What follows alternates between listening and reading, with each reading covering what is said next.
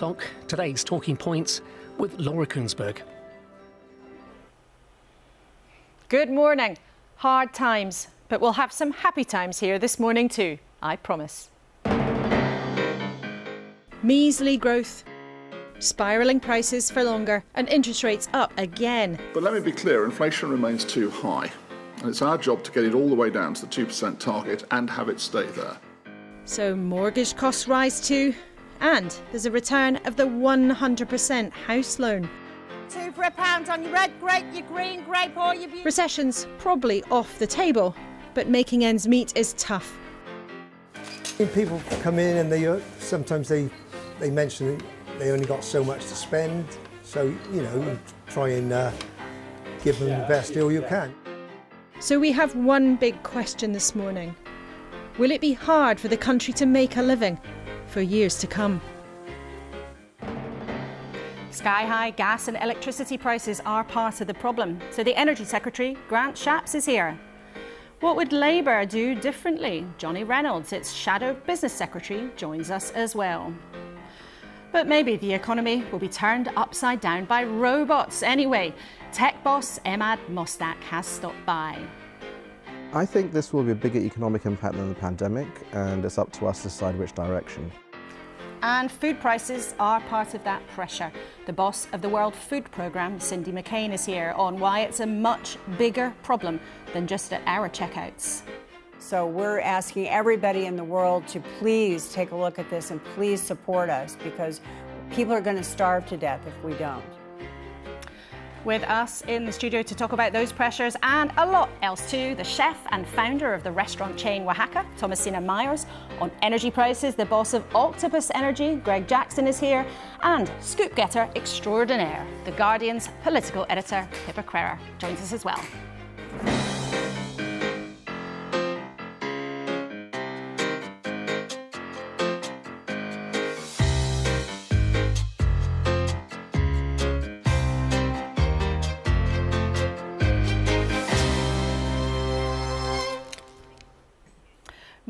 Morning, and if you are a bit bleary-eyed after Eurovision, you are not alone. And we had our own secret reporter there for us as well, who will show us what was really going on behind the scenes. Laura, it is Catherine Tate here. I've just finished giving the scores. I don't even know if you can hear me, or indeed if my dress would be suitable for Sunday morning viewing. I think Catherine Tate is appropriate for any time of the day or week. A very warm welcome to you three. Let's first take you to a look at the front pages. Eurovision is, of course, on there with the Princess of Wales piano solo during the titles. The Sunday Times has a story about the ongoing nurses' strike. And the Sunday Telegraph says that Labour would give EU citizens a vote in a general election. We'll talk about that later. The Sunday Express, there's some Tory jitters around, says the Prime Minister will not budge. And the Observer says that there is some kind of Conservative revolt going on. Let's get straight into that. Pippa, what's really going on in the Tory party? We're seeing all sorts of jitters, aren't we? Yeah, I think that's exactly the right word. We kind of forgot about it last weekend because of the coronation, but the local elections happened just a couple of days before and were really bad for the Conservatives. They performed worse than their worst expectations, and Labour conversely did much better. And because of all the sort of the pomp and ceremony over the weekend, it sort of became secondary news. But when MPs came back to Westminster on Monday, and all through the week, there's been an awful lot of anxiety about what that means for the future of the party. And there have been a couple of moments where it's kind of erupted. We saw that with the EU retained law bill earlier this week, which a lot of Conservative MPs on the right of the party were upset about the government. Not getting rid of Brexit legislation. And not getting rid of as much as of Brexit legislation by the deadline that Rishi Sunak had made a big thing of setting out over the summer leadership campaign. And then we saw that over the weekend with a meeting of a new group called the Conservative Democratic Organisation, which insists it's about restoring power to the party grassroots, but also there's this bit about, do we want to restore Boris Johnson to office? And they met at the weekend, and some quite senior Conservatives like Priti Patel and Nadine Dorries suggested, well, really showed us how unhappy some people in the party are about the lack of what they see as Rishi Sunak's own mandate when it comes to the Tory leadership. And there are also, Greg and Thomasina, sort of jitters generally about some of what the government's doing on something that traditionally should be very safe ground for a Conservative government, how to get business going, how to get growth in the economy. I mean, Thomasina, you know, you run a big restaurant company, huge pressures on the economy at the moment, but what is it like trying to run a business at the moment? Well, the main thing is staff, and, you know, we don't take food seriously, and we are completely shortage, the whole industry, by lack of cooks. And that we see, again, I'm a trustee of chefs in schools, our biggest threat to growing is a lack of cooks.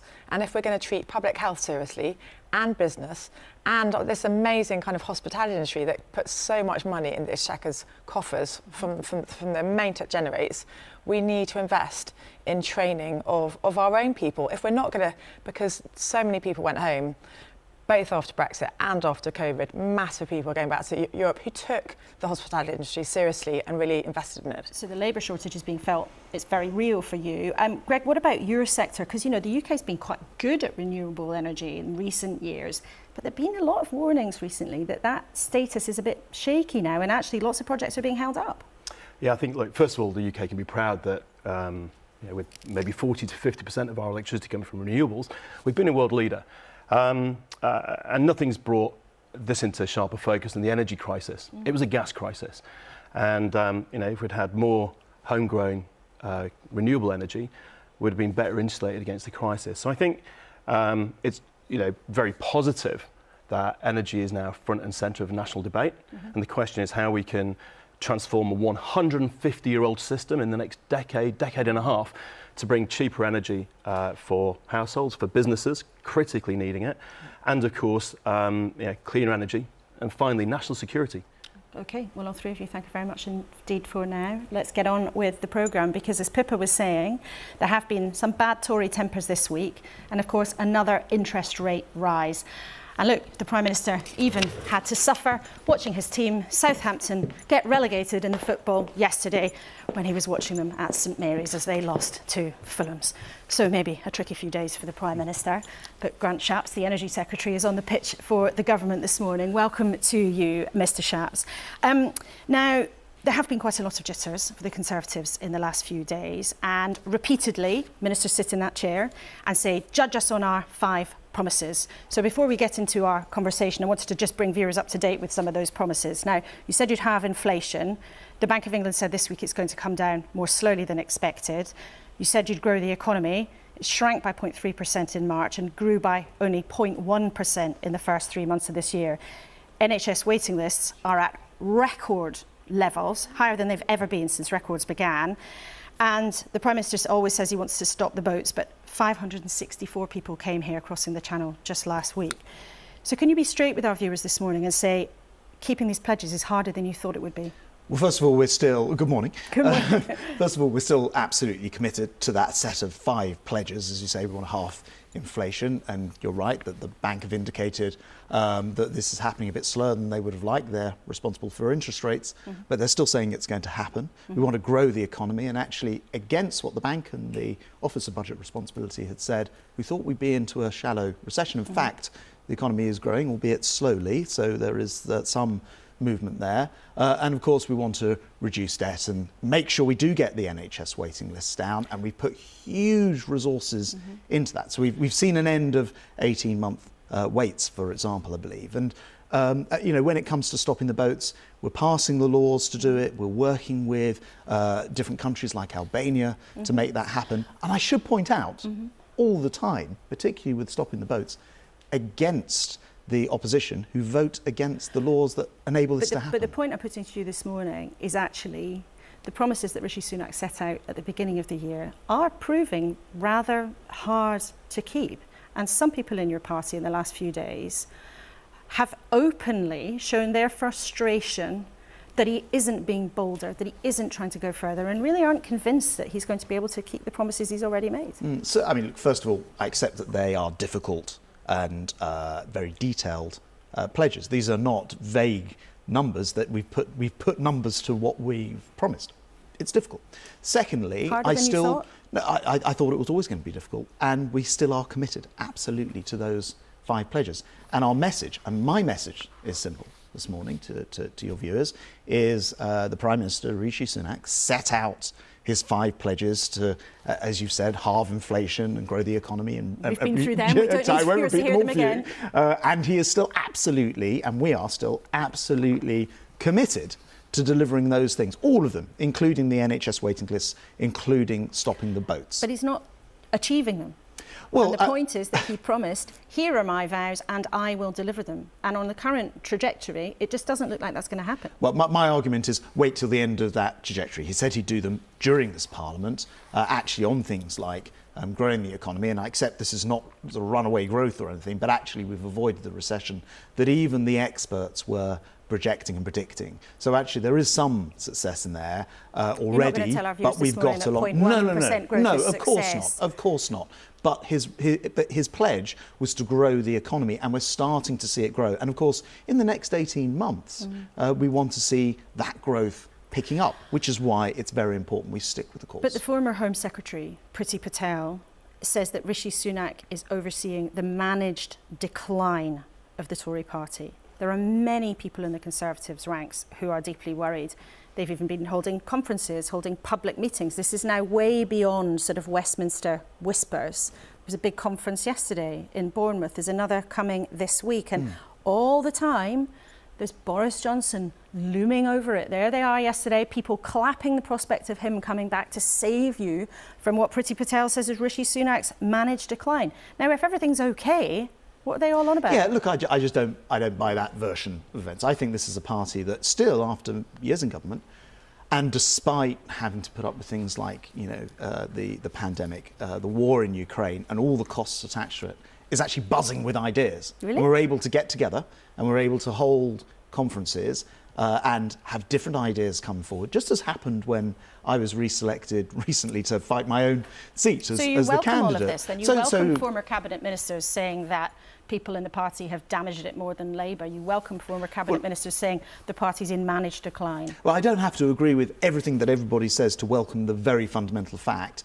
that we're still the party coming up with new ideas, with a vision for the United Kingdom, and I think that is a good thing. And the fact that Boris Johnson, who was our Prime Minister, is clapped by Conservative MPs, I served in his cabinet, is not, I think, a shocking revelation that you seem to suggest it might be. What's interesting, though, and we heard it from the Culture Secretary, Lucy Fraser, here last week, and I think we're hearing it from you again this morning, is your party got an absolute kicking from the country in a set of elections last week, losing more than 1,000 seats.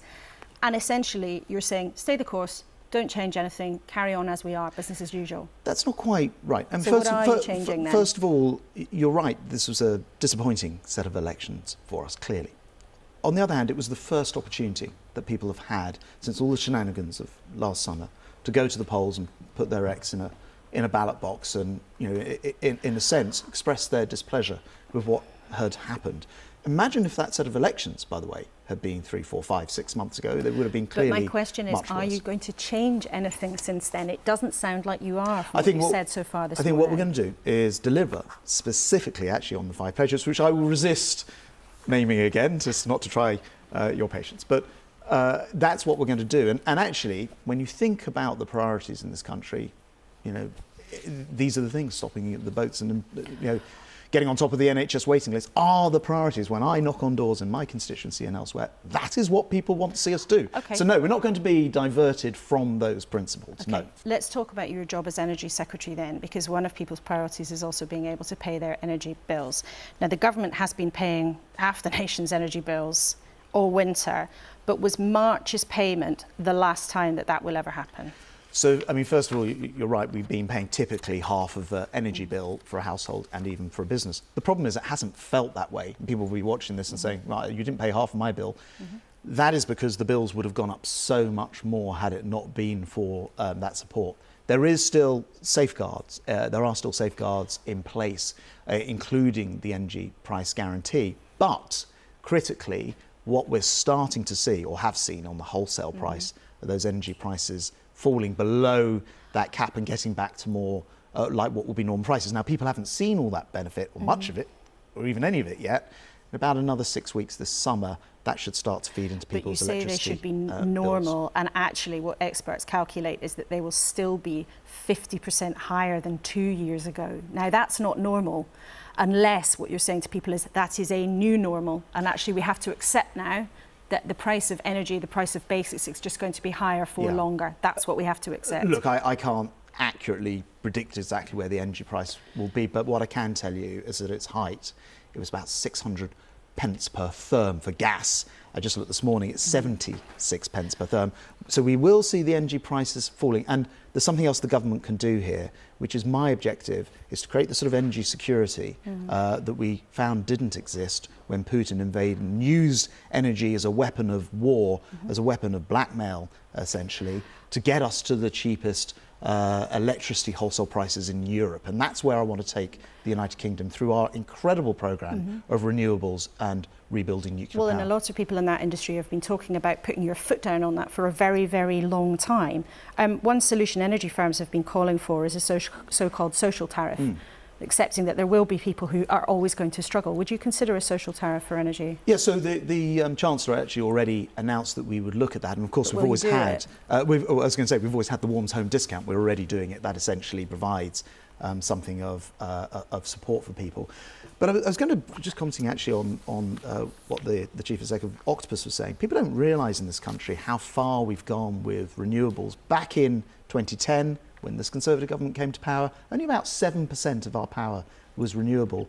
This last 12 months, if you take renewable and nuclear, about 57% of our power came from renewables and nuclear. This is a transition which gives us, Britain, the biggest offshore wind farm in the world, and the second, and the third, and we're building the fourth. We're doing very well on those things. What I need to see is that come through to mean that people's energy prices are cheaper and stop us having this reliance on the international gas market. But let's look at what's happened more recently than that, because actually in the last 6 months, only one wind turbine has been started.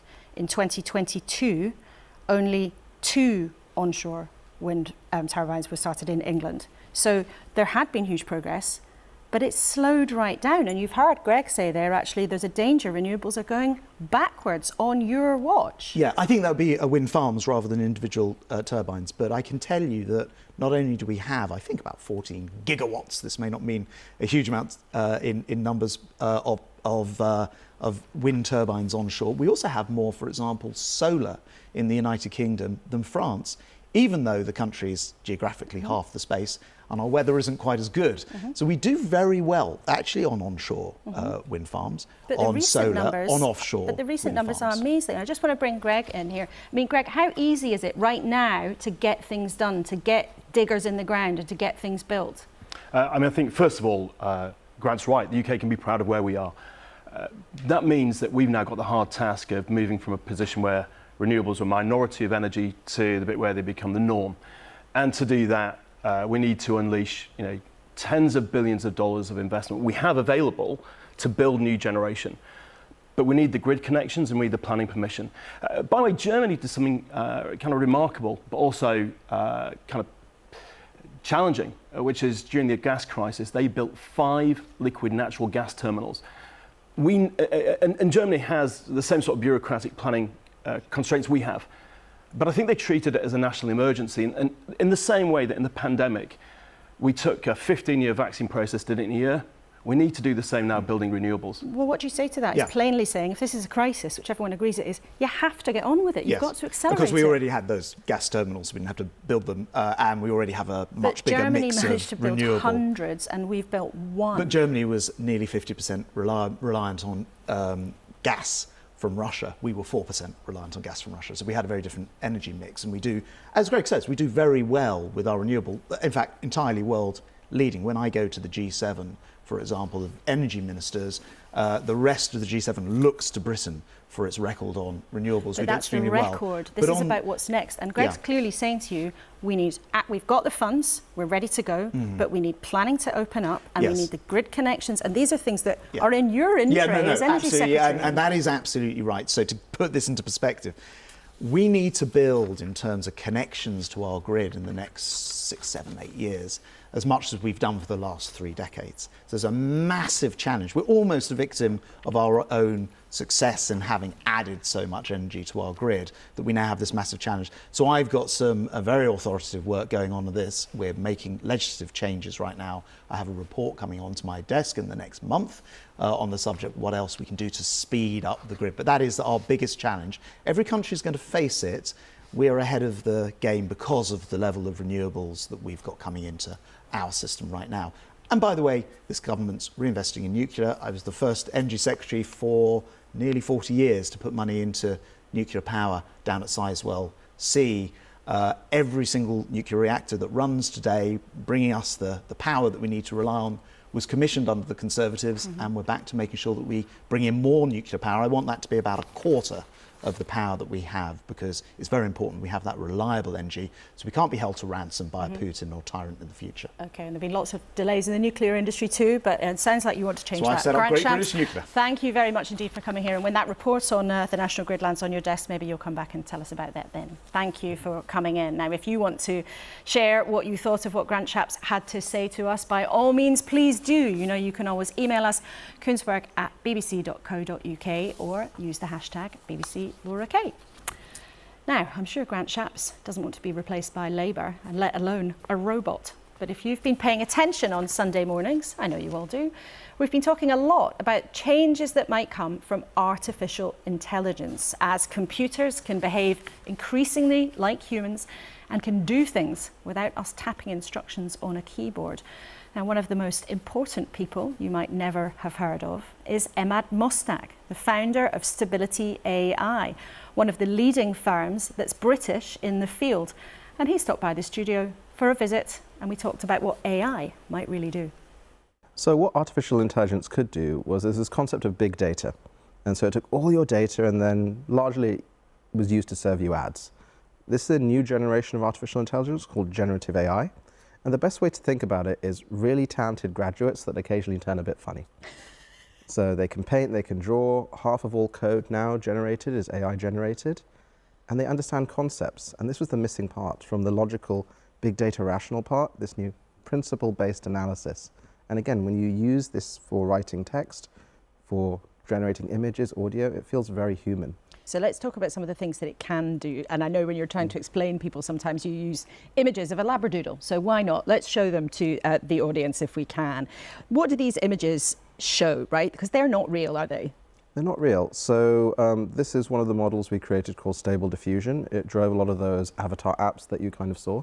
So you would say, I want an image of a labradoodle with a hat saying happy birthday on it, with balloons in the background.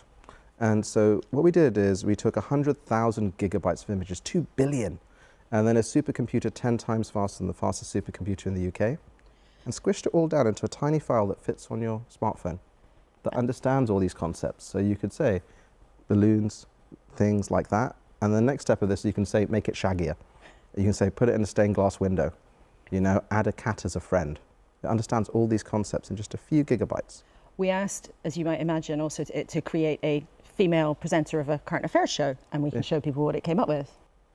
I mean, I suppose it's fun to think about these sorts of images being created, and you can put something into a computer and it gives you something that's sort of entertaining and creative in that way. But a lot of people think about AI and suggest that actually it might lose lots and lots and lots of people, might lose their jobs because of it. I mean, you know, she might replace me in a few years, but this is serious, isn't it? I think it's serious, and this is a question that's occurred with every single technological advancement. Like, you can take amazing photos on your Google Pixel or iPhone, but there's still more photographers employed now than ever. I think what happens is that a lot of tasks become easier because the easiest thing for us to do as humans is talk like we are now. Writing is harder, especially writing concisely, really hard. Generating images is the hardest of all, and that's PowerPoints, that's image generation, and then video. Like, there's a whole crew of experts here. But we face a lot of frustration in our jobs when we're trying to convey concepts, when we're trying to talk and tell stories. And I think this reduces the bar for that, so we can tell better stories and become more productive. But we have to be careful and move fast. Well, the Chief Scientific Advisor, actually, who's just stepped down, Sir Patrick Vallance, I mean, he suggested that the impact on jobs could be as big as the Industrial Revolution. That kind of scale of change. Is that right? I think this will be a bigger economic impact than the pandemic, and it's up to us to decide which direction, because so much of our world is about knowledge work, telling stories. All of finance is just basically stories. And these allow us to tell better stories and absorb stories better. Right now, we're having this discussion and people are listening to it on TV. What if your Siri or your personal assistant could automatically log that, have it relevant to wherever you are? You're an accountant, you know, you work in a hairdresser, and capture that information seamlessly. That's where we're moving to. And again, the impact is an army of really talented grads that will become increasingly specialized at your fingertips. But to a lot of people, it might sound frightening.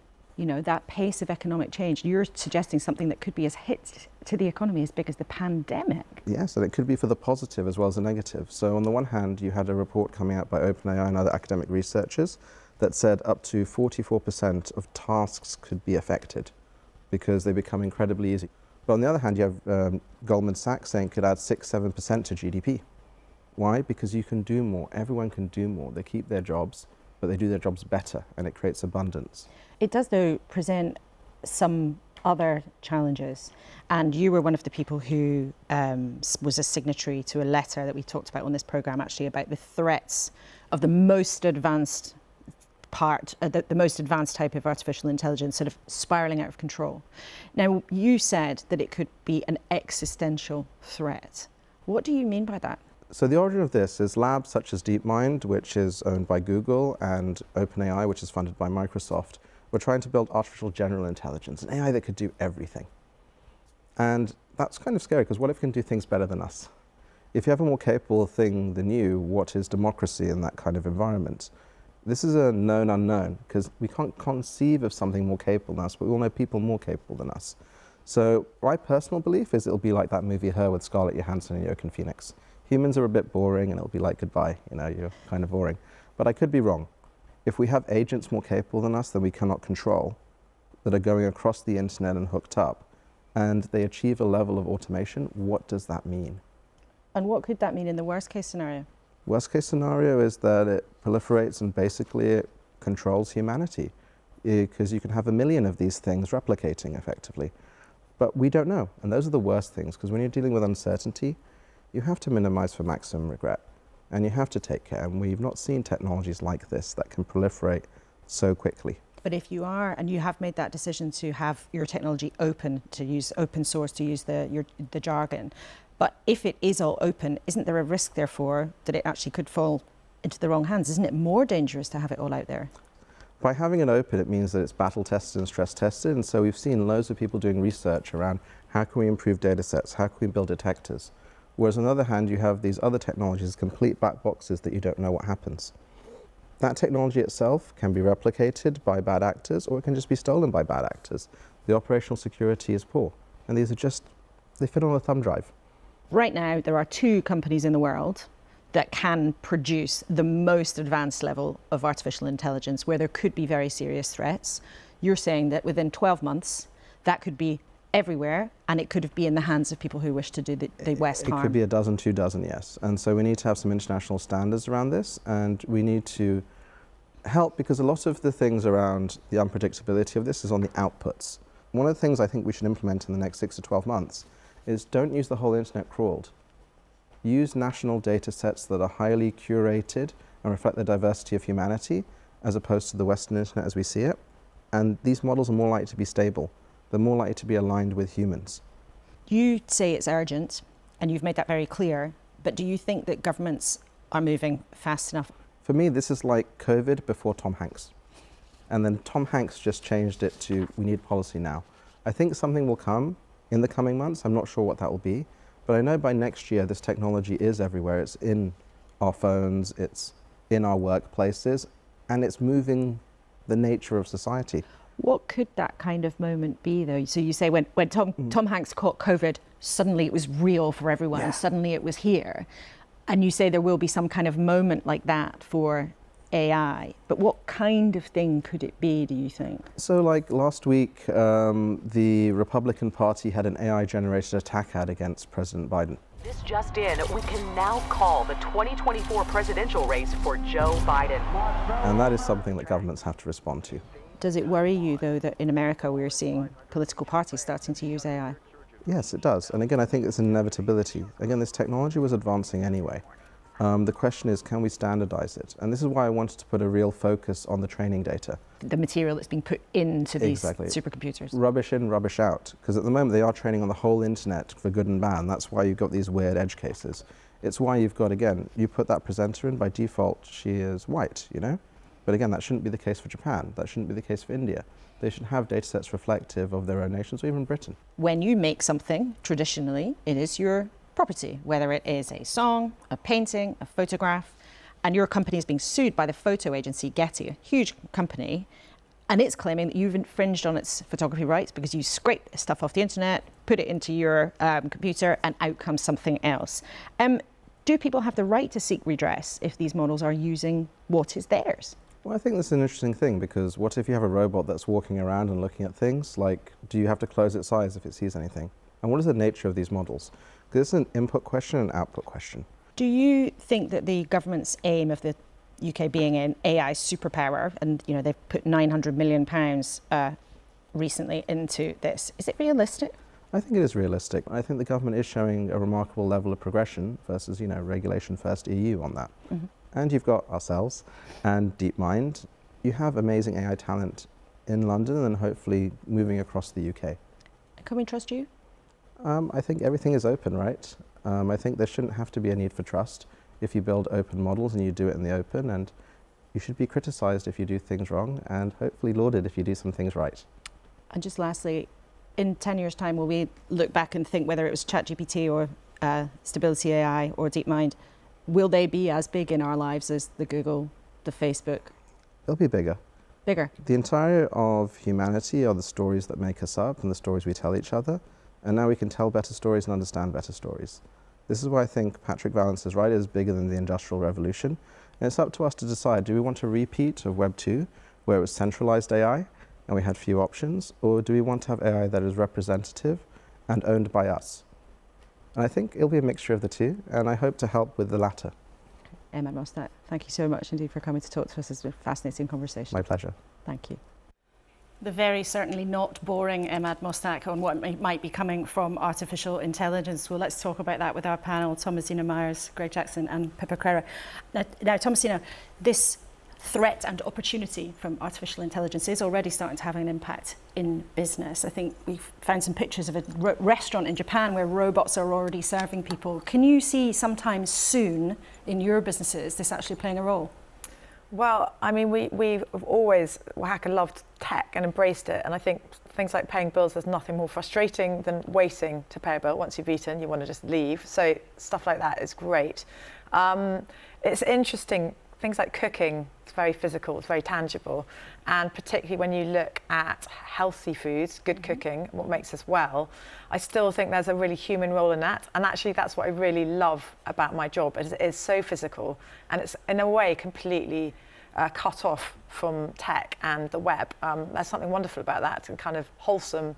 The route to kind of happiness is to kind of break and share bread. So it's interesting. I think on some sides it will be really, really pivotal, but the actual art and craft of cooking, I'm wondering how much. So that sort of human contact, I mean, it was interesting, you know, when we were talking to him, Greg, he was talking about, you know, humans can do more of the really, really human stuff and machines will be able to do more of the more boring stuff. But that does have a huge risk to jobs, right? And in your own company, you're already using AI, I think, to answer customer emails? That's right, yeah. I mean, first of all, we should say our company is very fast growing, and so we've created 5,000 jobs over the last few years. But during the energy crisis, we've had to really increase the amount of time and effort we spend talking to customers to help them through. And one way we've done that is augmenting our team with AI. And it's the equivalent of 250 people's worth of work it's doing at the moment, answering emails. And the interesting thing is that emails that are kind of broadly written by the AI achieve a higher satisfaction rating than ones written by humans already. And by the way, 6 weeks ago, we weren't doing any of this. So it's now 34% of all our emails in 6 weeks. So in 6 weeks, you've now got machines, computers doing the work of the equivalent of 250 people, and your customers enjoy getting an email from a machine more than they did from your customer service representatives. That's right, and I think governments need to understand the pace at which this economic dislocation could occur. Like in the long run, new technologies have tended to improve the economy, but for short-term effect or for certain groups of people, it can be really destructive. And given the pace of AI, we need to get onto this now. Also, you know, look, there are a couple of other threats, right? AI getting in the hands of bad guys. You know, if it can write great emails for us, it can do some very bad things for bad people. And just briefly, Greg, I want to just get a quick reaction to you from what Grant Shapps was saying about energy. So there are clearly challenges there, and he was sort of trying to say we're well ahead, but we've double-checked the figures, and Renewables UK said there was one project in 2022 doing onshore wind in England with 2 turbines. That sounds like all that progress might be thrown away.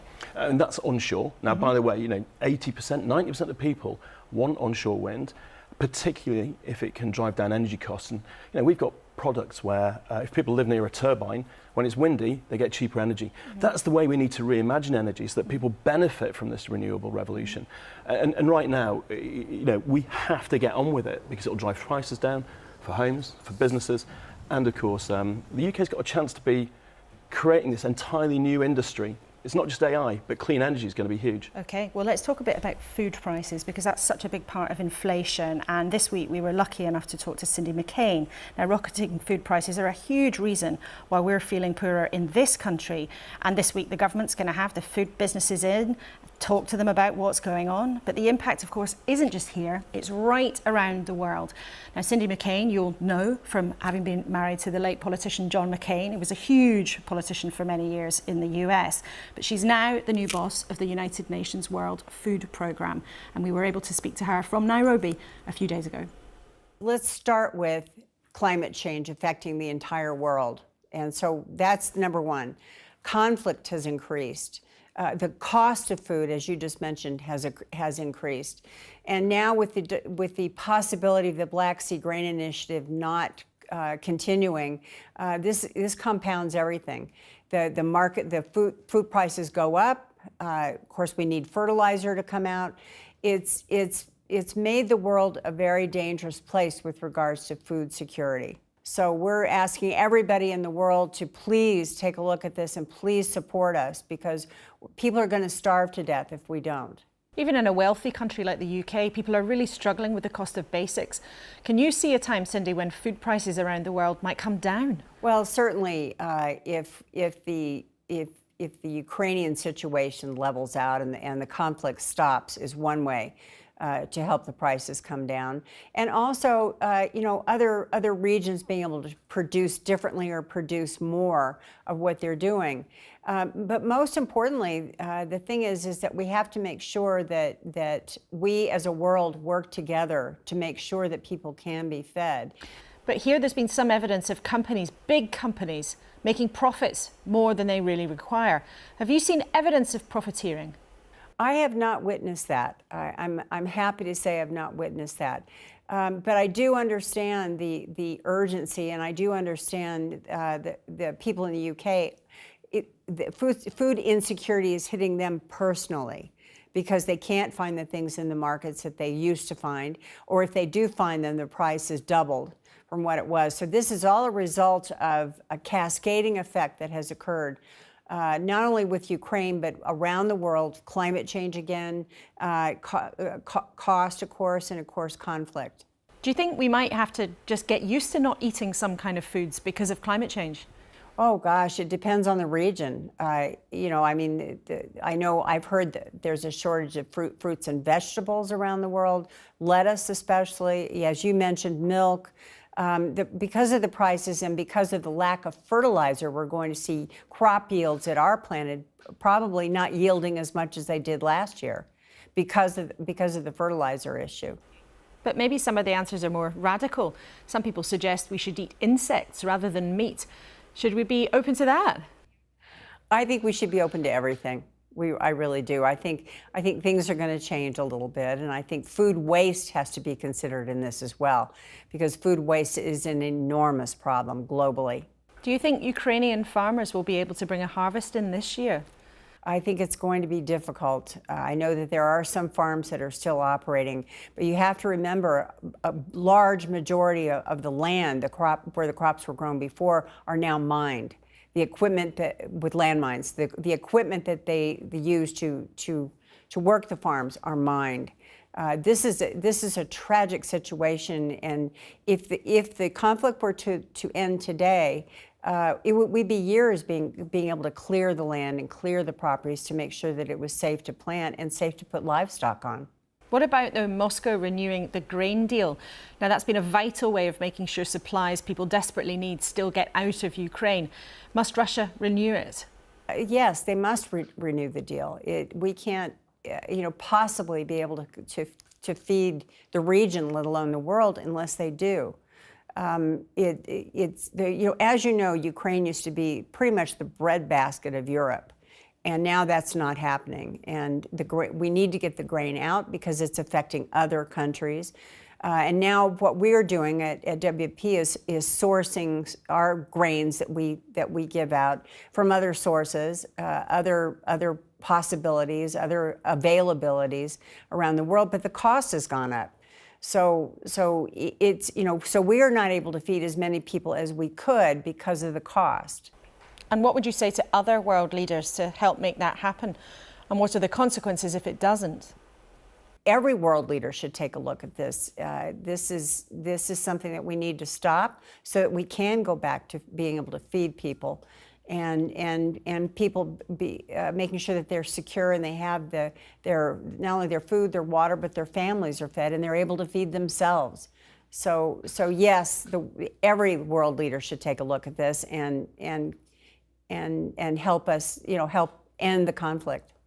I mean, Thomasina, Cindy McCain paints quite a bleak picture there of the lack of security in our food chains. Do you agree with her? Yeah, entirely. I mean, our food system just generally isn't working. And she mentioned a few things. She mentioned the cost of nitrates. Well, if the government had a more joined-up approach about investing in agri-tech like they are in the US and Israel, then we would see the cost of nitrates absolutely dropping for farmers because they wouldn't need to use so much, and investing in things like regenerative farming. But she also talked about the profiteering of big food companies.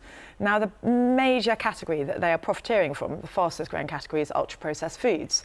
Now, we know lots of studies have pointed to those causing cancers, weight gain, cardiovascular disease, all sorts of things, and premature death.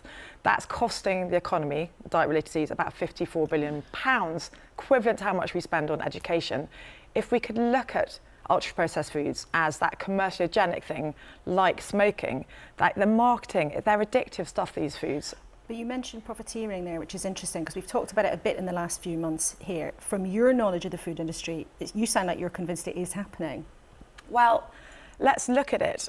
When Boris Johnson came up with some really good ideas coming out of the food report that Henry Dimbleby did, one of it was including banning the marketing of these foods, which we know to be addictive. We know, and there needs to be way more studies done on how they affect ill health.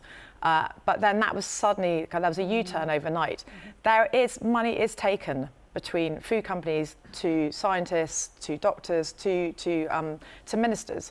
So we need to stop those links between the food industry, just like we did with the smoking and the tobacco industry. Okay, Pippa, is this though one of these problems of food inflation that actually governments right around the world are a bit banjaxed? There's not really that much they can do. Well, it's not just us, obviously, as we know, and there are international factors at play in terms of driving up inflation. I mean, all economies were under pressure coming out of the pandemic, and then obviously with the Ukraine crisis, there was a sort of knock-on in terms of energy prices and inflation here.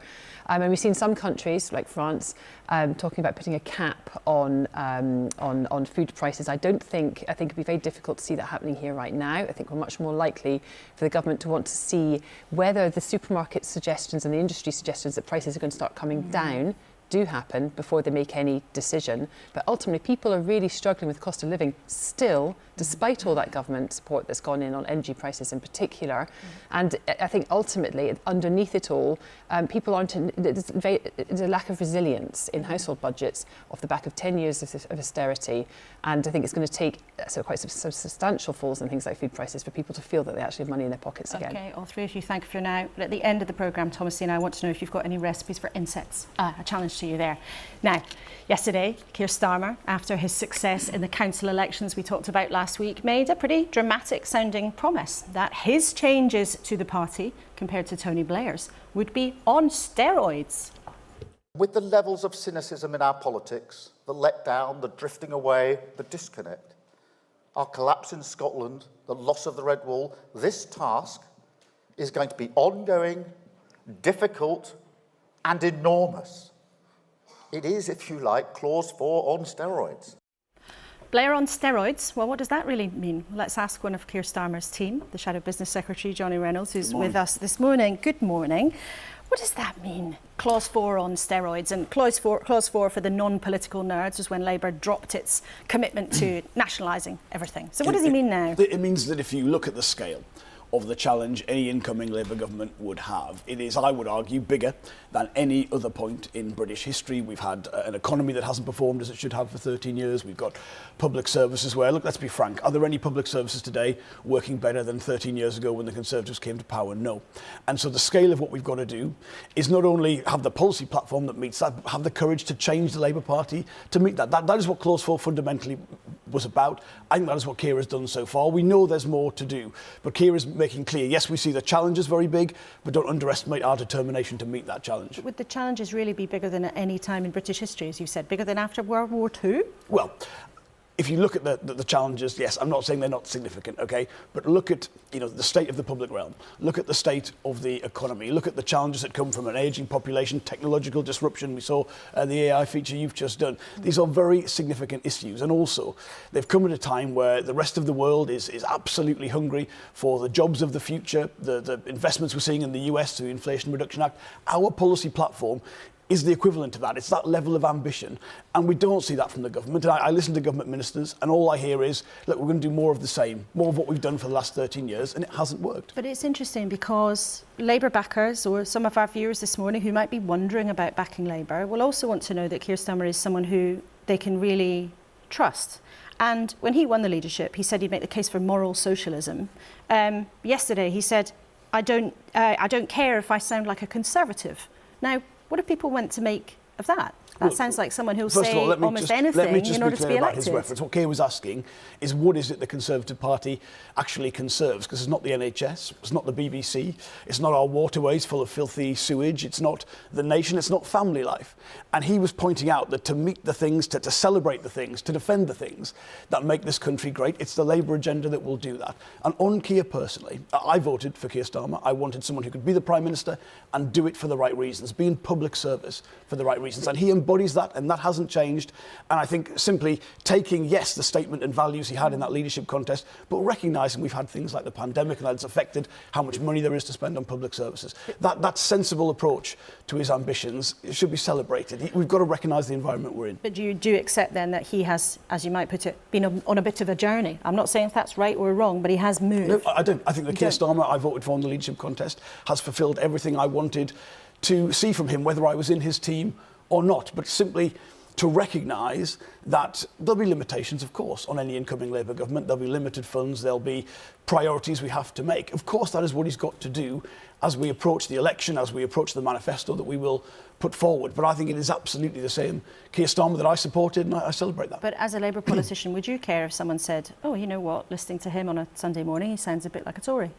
I think it is incumbent on any political party that's had a defeat as significant as 2019 to look at itself and say, we're going to have to attract some voters back who didn't vote for us last time. And I want people who voted Conservative last time to look again at the Labour Party, look at their own priorities and say, actually, yes, it is Labour who better represent that. That doesn't mean we're not embodying what I think is a classic Labour offer. I think that is fundamentally what Keir Starmer is about, a stronger set of employment rights, a better industrial policy, making the economy work for working people, rebuilding the NHS, opportunity for all. He's been clear on his ambitions, but we, of course, want to attract as wide a coalition of support for that as possible. Now, you mentioned there flexible working and industrial relations. Now, the government is already passing laws that it says will make flexible working more easily. What would you actually do differently? Well, look, there's been some speculation about Labour's policies. I should say what you've seen in the papers is not the final policy statements we'll make at the manifesto. It's part of our process. It's what we've got to deliberate on. There'll be amendments that will go on and do it. But I look at our economy today, and I want not just jobs for people, I want good jobs you can build a family life around, where you can own your own home, where you can go on holiday, you can have a car now and again, but fundamentally you can see your own children, have some family life. And I think recently, over the last few years, that balance hasn't been struck correctly. So what we propose... flexible working be the default from day one? I think we are moving in a direction where for some jobs, not for all jobs, it's not possible for every job in the economy, the tightness of the labour market, that is what workers themselves are demanding. Now, there are different approaches as to whether you have a mandatory approach or you have incentives to do that. But I think a degree of flexibility to support family life is what a lot of working people expect. But can you say to bosses, that you won't tell them what to do? Because you said there could be a mandatory approach there. Are you going to tell bosses they have to offer flexible working? Look, to address the very serious economic problems this country has means working in partnership with business. So I don't want to preach to businesses. I don't want to tell them what should be, specifically applies to their workplace. But we will work with them. And I do think people look at things at the minute and say, look, you need jobs that you can have a life around. And I think the best employers recognise that. They use that to attract talent. We'll work with them to support that agenda. Let's talk about something else that is mooted as being on your agenda for the next general election. Can you confirm that Labour has plans for giving EU citizens who've settled here the right to vote at general elections? Oh, again, the speculation on this is not our final policy position. This is part of our manifesto process. We do want to strengthen our democracy. We believe that people make a contribution to this country if they live here. There's an argument for having them involved in that process. But we will set that out in detail. As I say, this is part of how we make policy. It's a democratic process involving the whole breadth of the Labour movement. But if people are making a contribution to the UK, let's celebrate that. So it sounds very clearly that you think that should be the case. No, I'm not saying we're going to get to that point yet. There'll be different ways, different specific measures to do that. But I think we've seen from this government actually measures to try and discourage people participating in the democracy we have. We want to do the opposite and encourage more people to be involved. And is it possible you would also consider extending that right as part of your process, deliberating what to do, to all migrants who've settled here, not just EU citizens? Well, look, that's a specific question and we'll have to go through the process to do it. But as I say, it's about strengthening democracy and it's about involving as many people as possible. There are our ambitions. We'll get to the detail of that in the manifesto. OK, just in our closing minutes, I want to ask you about something else that's happened in the Labour Party this week. And it happens from time to time in Westminster, and all parties, I think, have struggled to deal with these things. But this week there's been a shadow frontbencher who's been accused of sexual assault by another Labour MP. Now, should they be suspended while an investigation takes place? Well, look, there's always more to do on this. We have changed our procedures in the Labour Party. There's an independent process now. It's free of any kind of political interference or any political factors that are as part of that. Now, I don't know the specifics of this case, so I can't comment on them particularly. But usually, where a complaint were to be made, there would be a process of a suspension while that investigation was taking place. But because it's independent, I wouldn't know the details of that. But your view generally is that that should happen? Where a complaint has been made, you would usually expect this independent process then to action that. You wouldn't know, as I say, as a frontbencher, what was being involved there, but it would usually involve a temporary suspension. OK, well, Jonny Reynolds, always great to have you with us in the studio on a Sunday. Thanks very much indeed for coming in and taking questions on such a range of subjects. Thank you very much indeed. Now, time has zoomed by as ever. It's nearly 10 o'clock. And we started this morning by asking how long would the tricky times for the economy last? Here's what the Energy Secretary, Grant Shapps, had to say. First of all, we're still absolutely committed to that set of 5 pledges. As you say, we want to halve inflation, and you're right that the bank have indicated that this is happening a bit slower than they would have liked. They're responsible for interest rates, but they're still saying it's going to happen. We want to grow the economy, and actually against what the bank and the Office of Budget Responsibility had said, we thought we'd be into a shallow recession. In fact, the economy is growing, albeit slowly. And my trio of experts at the desk is still with me. Thomasina, Miers, Greg Jackson from Octopus Energy, and Pippa Crear, the political editor of The Guardian. Pippa, there clearly have been nerves in and around government this week. But do you think there's something serious? Is this the start of something serious unfolding for Rishi Sunak, do you think? I don't think it's the start. I think it's a continuation, and we've just had an opportunity for it to bubble into public this week because we had the local elections and the poor results and a couple of internal rows within the Conservative Party. But from the off, he's had a really sort of uphill struggle, not least because of the state of the party when he took it over, post Boris Johnson, Liz Truss and all the dramas there, but also because of the state, and more fundamentally because of the state of the economy. And that's what it all comes down to ultimately. The cost of living, the crisis that people have been struggling with. If the Conservatives can manage to get on top of inflation, if they can manage to handle the economy in such a way that people feel that they're slightly better off at the beginning of this, at the end of this government than they were at the beginning, then they have a chance at the next election. But that looks really tough to do given the broader picture, and the fact that Rishi Sunak doesn't have the direct mandate of Conservative Party members makes that even harder to try and get his team on board. And I've been very struck over the last few days talking to Tory MPs how despondent they are really about their chances running up to the next election, and critically how they don't have the fire of rebellion in their bellies. They think they're going to limp on into the election, and many of them think it's going to be a fait accompli. Yeah, well, somebody in a former minister described it to me as a sort of depressive apathy, really. There was wasn't very much they could do about it, but let's see. There was no despondency, of course, in Liverpool last night. And at the beginning of the programme, I promised you that we would hear from our own special reporter who was there behind the scenes. Yes, Catherine Tate, 12 points all round. Here's her report. I've just given the scores for the UK to Sweden. Look at this. This is absolutely incredible. The atmosphere is fantastic, and we're just waiting to hear who wins. This is what you need to know about the Eurovision. It was absolutely phenomenal. What went on backstage was like a ballet, because the crew were incredible. Every act was phenomenal. All the presenters were absolutely tremendous. This man's been waiting for. Desperate. He's Can been you waiting take for a picture? photo. Who's this? This is Laura Kuenssberg. Sunday with Laura Kuenssberg. For I know tomorrow. her. There She's you Sky go. Sports. No. Can you take a picture? We're supporting Sweden. I'll bet you. That's fair. You are so famous in Sweden, you don't know. I don't know. Honestly, you don't know. I don't know that I was famous in Sweden. Sweden is finding out if they've won. And if they get more than 168 points, they've won. 200! Yes, Sweden has won! Sweden! I've loved being your correspondent. Happy Sunday, everyone. The glorious chaos of Eurovision and the glorious chaos of Catherine Tate. I think she's got a big future in showbiz reporting, and hopefully she's coming to the studio soon. Thomasina, I have to ask you, where are you watching Eurovision? Little tiny snippets, amongst other things. So, yeah, a little bit. And did you like what you saw? I mean, music, food, it's the stuff of life. It's what we should all be doing more of. And dancing and eating. Greg, did you catch any of it? Well, actually, my partner's a Scouse and was partying on the streets of Liverpool last night. I got my own special reports on WhatsApp, and the atmosphere looked incredible. I think it certainly is a party city.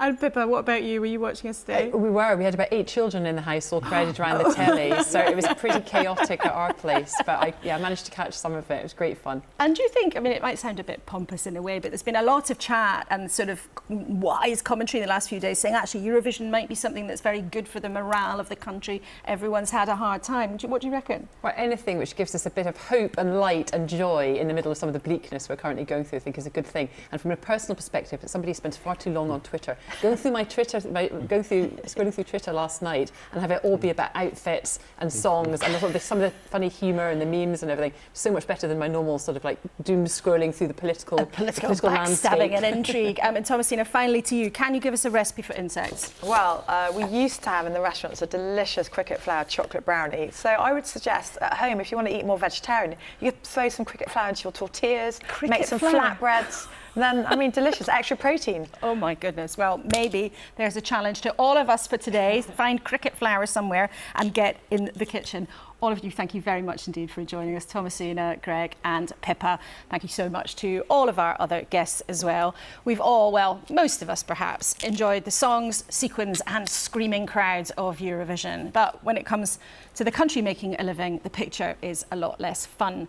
Politicians might not really want to admit it, but the way the economy is looking, things might still feel testing for some time to come. Of course, that's in part about the hangover from the pandemic and the cost of the war in Ukraine. But most MPs will tell you privately, at least, for a long time, the UK has struggled to find a good recipe for growth. And whatever side you were on, the disruption and dramas around the Brexit process, of course, didn't help. So the contest for your vote next time will be in large part about who can get the economy to turn a convincing corner. Grant Shapps sounded relatively confident that the government will achieve this. Relatively. So you can catch up with anything you missed, of course, on iPlayer later, especially that interview with Emad Mostaque. I would highly recommend watching that closely. But thanks for your company, and I'll look forward to seeing you back here, same time, same place, next week.